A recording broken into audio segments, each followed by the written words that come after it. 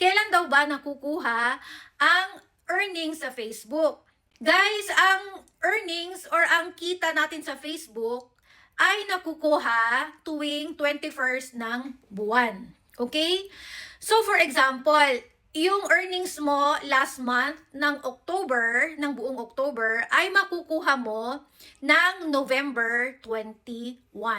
Okay? Kung ikaw ay nakatira sa US, kapag na-meet mo na yung minimum balance na $5, ipapadala na yan sa'yo ni Meta, yung earnings mo.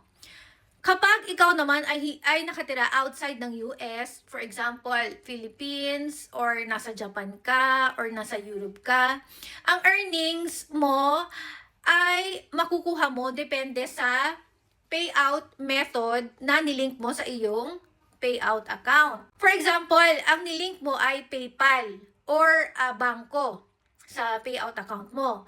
So kapag na-meet mo na yung minimum balance na $25, ipapadala na yan sa'yo ni Meta. Kapag ang payout method mo naman ay wire transfer or bank to bank, kapag na-meet mo na ang minimum balance na $100, tsaka pa lang ipapadala sa'yo ni Meta yung earnings mo sa Facebook.